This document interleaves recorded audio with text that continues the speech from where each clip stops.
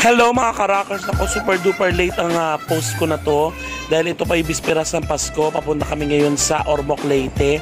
Andito kami sa Terminal 2. Meanwhile, kasi nga may show kami sa Ormoc.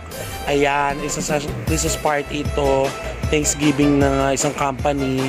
Kaya naman papunta na kami ng bonggang-bongga, sumakay na kami ng aeroplano. Ayan, ang kasama ko pala rito si Ate Gay at saka si AJ Salamante, di ba? So bisperas ng Pasko to mga karakers, ibig sabihin dito kami magpapasko sa salubong ng Pasko, ganon.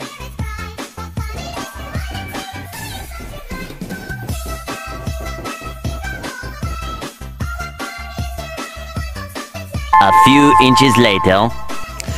Ayan ang mga karakers, nakahinto na yung aeroplano at pababa na kami. Kaya lang si Ate Gay tulog pa. Bilang humiga ng bonggang-bongga sa upuan. Ayan, Ate Gay, gimising ka na dyan. Let's get one. Pababa na tayo.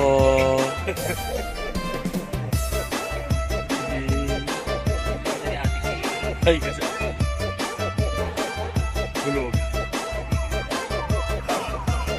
Ayan mga karakers, at gising na si Ate Gay, super dance na. Nag-warm up na siya kasi may show kami ng maaga. Kaya sige, hala sayaw.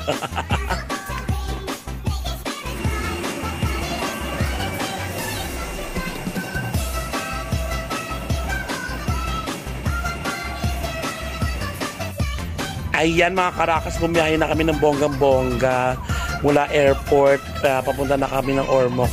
Siguro mga 2 hours o 3 hours pa yata ang biyahe. So ito yung mga kasama ko mga karakers. At kumain muna kami. Order muna pala kami. Nag-take out kami ng Jollibee. Kaya naman si Ate Gay nakapag-usap sa service crew. Ayan o.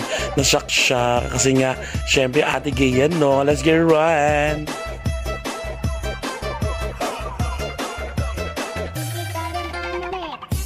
A few moments later. Ayan mga karakers, nandito na kami sa hotel. Ito yung hotel na tinuluyan namin nung nag-show kami ulit dito. So, bumalik lang kami mga karakers kasi may nagustuhan kami ng client. So, pangalawang beses na namin to dito sa kanilang event. Ayan, this time, Christmas party ito, Thanksgiving nila, ganon. Kaya naman, let's get one. 8 hours later. Ayan, ako mga karakers, start na kami. At siniset up ko lang ang aking mga music. Inaano ko sa ating DJ. Ayan. Let's get one.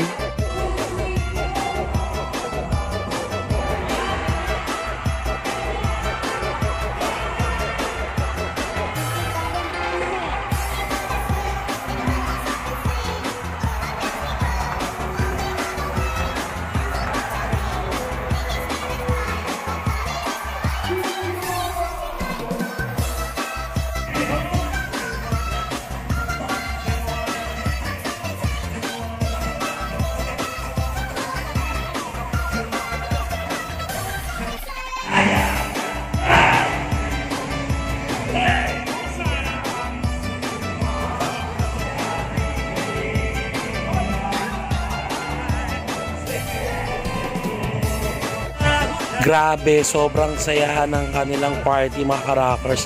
Talaga nagsayawan sila ng bonggang-bongga. Salamat po sa mga nakasali, nakasayaw. Ang saya-saya, grabe. 3 hours later. At ito na nga mga karakers, ayan, gumising ako ng alas 12 ng gabi. At meron silang pa-buffet dito sa hotel. Ayan, at meron silang pa-fireworks. Grabe, first time at pang ilang beses ko to. Pangatlong beses ko na po na hindi makapagpasko sa aming bahay. Ayan, unang-una dun sa kaibigan ko dati nung bata pa ako, ng mga nasa 15 years old ako. Doon ako sa bahay nila nagpasko. Galit na galit yung mama ko. Tapos yung pangalawa sa Amerika kasi nga hindi ako makauwi. Kasi nasa US kami noon. At ito yung pangatlo. Kasi nga, wala naman akong gagawin sa bahay. Kaya naman, trabaho na lang ako. Diba? Kesa ganon. May pera pa. Kaya naman, Merry Christmas everybody! Kaya naman, for more bookings and inquiries, kung gusto nyo maging masaya ang ganito inyong event, mag-PM lang kayo mga karakers sa aking mga social media account. dito sa Facebook, sa TikTok, sa YouTube. Ayan. At don't forget to subscribe para naman sa mga i-upload ka pang video. Maraming salamat sa panonood.